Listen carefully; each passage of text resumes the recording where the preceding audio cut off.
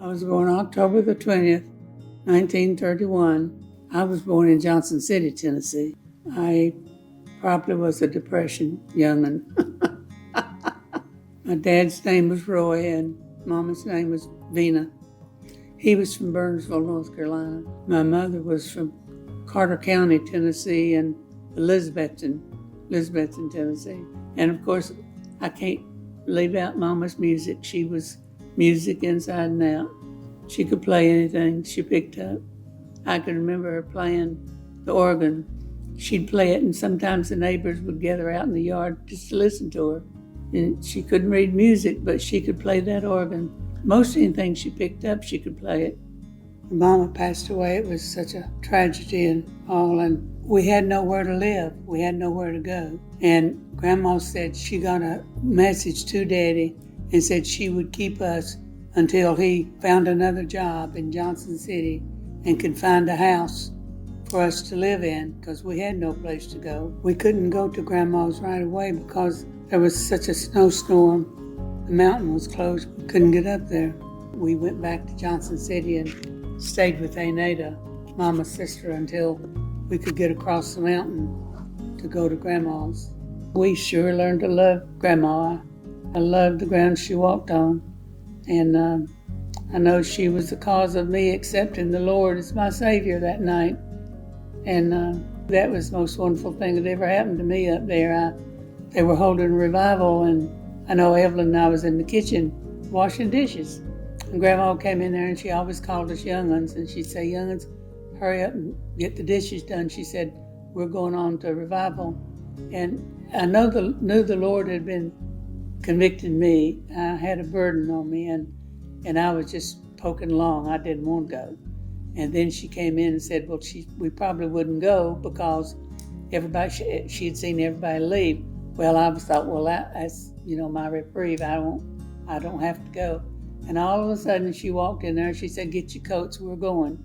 Well, it was pitch dark.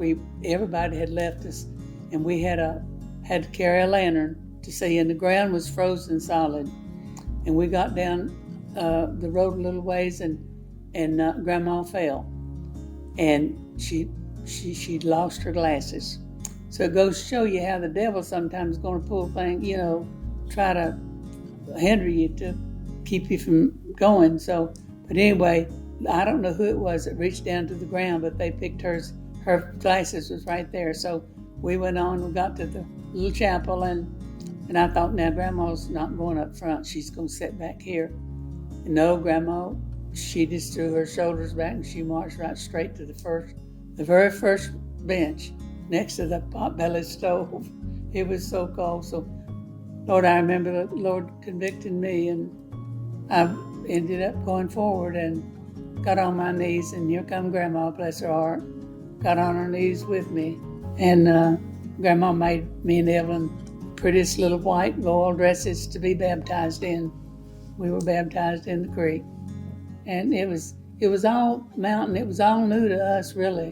One of the first things that happened when we did go up to Grandma's to live is our cousin was a pastor of the Little Peterson's Chapel we went to, and we were still quite young, and they were having a singing convention, and he wanted Leon and Evelyn and I to sing a song. So we agreed and sung a song, the three of us, and Grandma was holding Lee, and I think it was something about mother in the song. But anyway, my grandma said later that everybody in the church was crying when we finished. But as I got older, and Troy, he got me to sing in the quartet with him. He got up a quartet, and that was probably one of the happiest times of my life, loving to sing. So, and we'd practice, and we went all over those hills up there.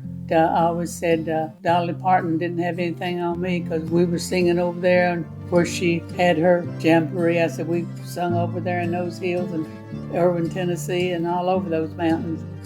And we didn't have any music. We just, Troy had a harp that we knew what the chord was that we sung the song, and thought we would practice. And one time we went way over. It was in Irwin, Tennessee, somewhere singing in a revival. And Troy had what you call a Volkswagen or RV or something. And we were coming back across the mountain towards home. And we were in the back of the van singing up a storm. And the cops pulled up and stopped Troy. He thought everybody in there was drunk. You could hear us singing all over the place. But it was so fun. It scared us to death when the cops stopped him. We didn't know what was wrong. But just stuff like that, we really enjoyed it. But I was around 16, 17, and 18. We sung for several years, and I thoroughly enjoyed it. After I graduated from high school, I went back with Daddy and Frances. They lived in Greensboro. I went back. I wanted to be a teacher. I'd already had my application in the WC College, Women's College, there in Greensboro, and I could have lived at home and gone to school, but it wasn't a very prosperous time for my dad at the time, so I couldn't go. But I did go to King's Business College, and that was all day. It went from 9 to 5, and then I went to work at the S&W cafeteria every day, and then I worked all day Saturday. I really liked it at the S&W. I met a lot of people, got to meet a lot of people. But anyway, then after I graduated there, I got a job with Motor Carriers Traffic Association, and I really didn't like the job, but it paid good. And I hadn't been working there long until Daddy and Frances went back up to Grandma's. They said Lee was sick. They said it was rheumatic fever, that's what it was, and he had to be lifted, he had to be waited on. And so Frances called, and one of my friend's husbands drove me up there that night. I stayed there and helped Lee and helped them. And while Lee got better, and then I caught pneumonia and was really sick for quite a while. And I was up there several months. But I should never have gone back because it wasn't but about 2 weeks when Grandma had the stroke, and we went back up there, and that's when she passed away. And that's when I went to work at DuPont. And I was in the order section at first. I typed every one of the orders that went out for cellophane all over the world, exports and everything. And then I was promoted to TWX operator. And then from there, I got a promotion and went to stenographic. After I worked there a year, I had a week's vacation. And Barbara, a friend of mine that worked there, she and I and Cora, we decided we wanted to go to Daytona Beach, Florida on vacation. It was a good time to go because the school had started and the summer vacations was over with. But we took a train and went down to Daytona Beach. Then we came on back on the train, and our pictures was in the DuPont newsletter, and that's where your dad saw my picture. He worked at DuPont, but he had seen our picture in the paper, so I was going to lunch one day, going through the finishing area, they called it. It was where they cut the cellophane. And just as I was turning to go to the cafeteria, Tom stepped right out in front of me. I can see him right now, grinning from ear to ear. I can see him with his head cocked to the side, and introduced himself. He said, I hear you're getting married. And I said, no, it's the first time I've heard it. He said, well, can I call you sometime? And I said, well, I guess so. But anyway, then that started another life. And I remember, because I was older than him, we'd been to a movie or something and come back. And we were talking. He asked me how old I was, and I told him. I said, how old are you? And he said the same. He didn't say a figure, he just said the same. Next thing I knew, he was just calling me every day and wanted to go out every night. It was December. We had our Christmas program at DuPont, and Tom had got a ring. I was dressed in my formal, and we were going to the Christmas banquet at DuPont, and as soon as I got in the car, he took my glove off and put a ring on my finger. And I thought, what on earth is that? He knew when we got down there, and he announced it to everybody that I wouldn't back out, I reckon.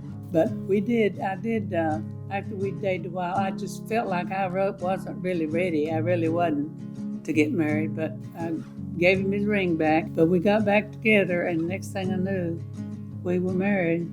And I don't think there's ever a man on earth that could have loved me like he did, and I knew that.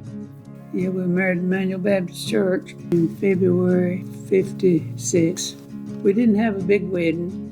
I would like to. I wanted to wait till June and have a nice wedding, but bless his heart, he said, honey, if we wait till then, you're not going to marry me. I guess he figured.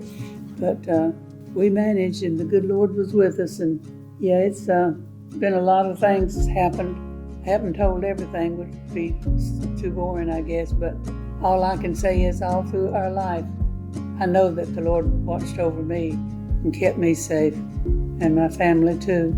And I have to mention all my grandkids and my great-grandkids. I got 5 grandkids, and Lauren and Matthew and Henry and Claire and Bryce, and then my little great-grandkids, Tanner and Wesley and Kinley and Faith and Ryland, and now little Bryce's little baby. So I tell you, the Lord's still blessing. Like one woman said one time, if he keeps on the blessing and the blessing, I don't know what I'm going to do, because I can't remember their birthdays anymore. But anyway, I guess that's all, honey.